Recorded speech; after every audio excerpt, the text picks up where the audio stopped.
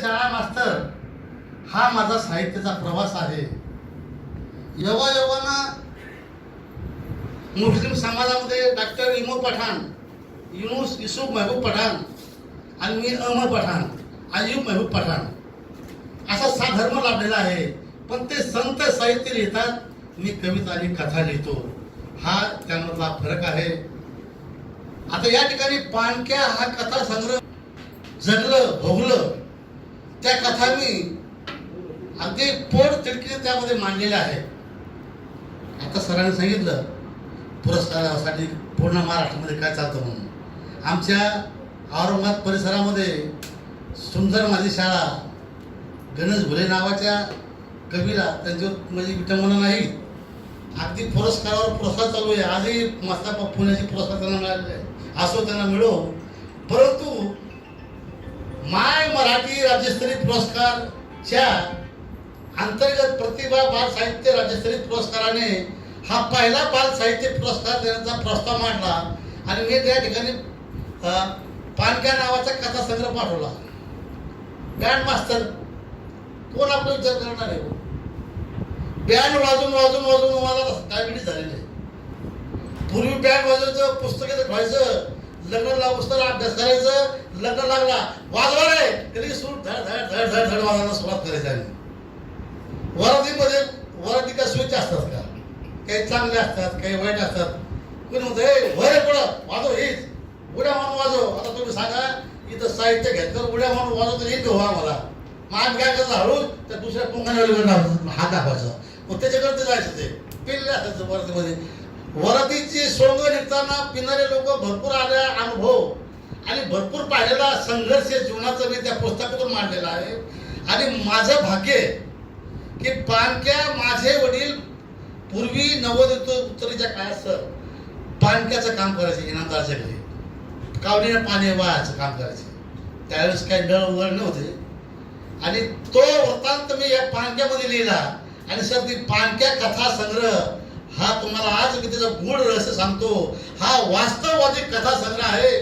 आणि पाणक्या नावाचा कथा संग्रहामध्ये एक शिक्षक मी आहे, एक माझी बहीण जी आहे ती तिथं वकीलचं काम करते, आणि एक भाऊ माझा तो आहे तो डॉक्टर आहे.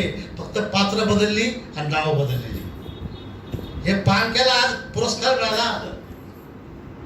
मी ज्या शहरातून आलो त्या शहराचं नावाचं प या अक्षराची कमाल कशी आहे. प म्हणजे पुण्य. मी ज्या शहरातून आलो त्याचा आद्याक्षर प पैठण. मी जे पुरस्कार घ्यायला आलो त्याचा आद्याक्षर प प्रतिभा बाल साहित्य पुरस्कार. जे आदरणीय पाहुणे आहेत त्यांच्या आडनावात किशोरजी पाठक प.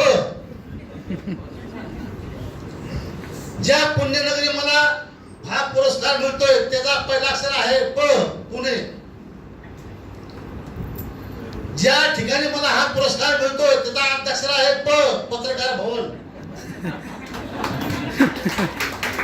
आणि ज्या ठिकाणी मला जे पुरस्कार देणारे जे माय मराठी राज्यस्तरीय पुरस्कारचे संयोजक आणि प्रतिभा बाल साहित्य राज्यस्तरीय पुरस्काराचे संयोजक यांच्या आडनावा सुद्धा प आहे, पाचारणे.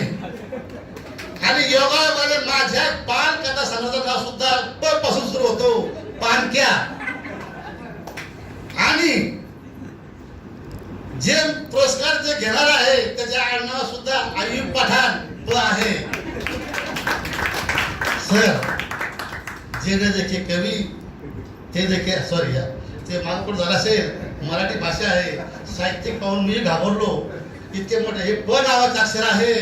आणि प नावाचा दुसरा अक्षर प पैठण, प पुणे आणि प पंढरपूर या तिघांची ट्रायंगल मधून नाथापासून निघालेली ही पालखी अगदी विठू माऊलीच्या चरणी लीन होत आहे. आणि मी माझं फार मोठं भाग्य समजतो की या प म्हणजे शेवटचा अक्षर आलेला आहे. प म्हणजे परमेश्वर. हा प म्हणजे परमेश्वर. आणि या ठिकाणी बसलेल्या सर्व परमेश्वरच्या रूपाने मला हा जो पुरस्कार मिळाला त्यांनी मला या योग्य समजलास.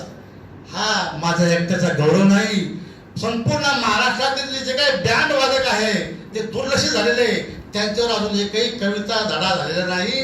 मी वाजंत्री नावाचा कविता संग्रह लिहिलेला आहे सर.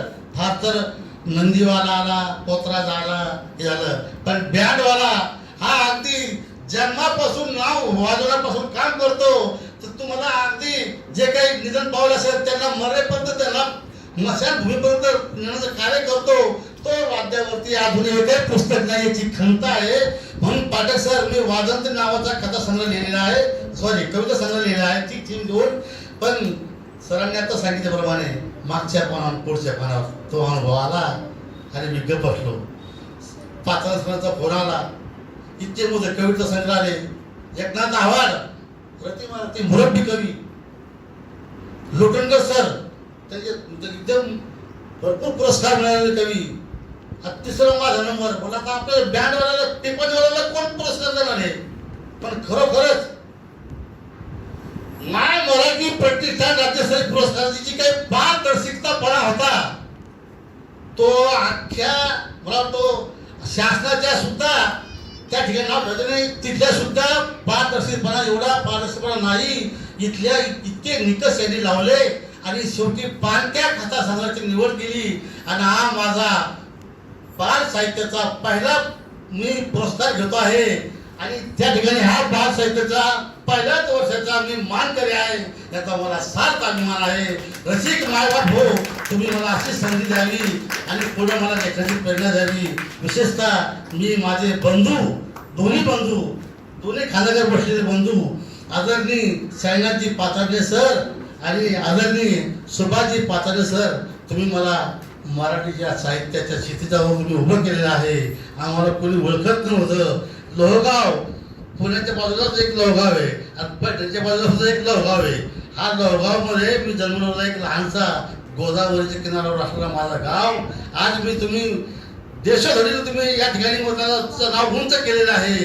तुमच्यामुळे मी आज फोकसमध्ये आलेलो आहे, प्रसिद्ध झालेलो आहे.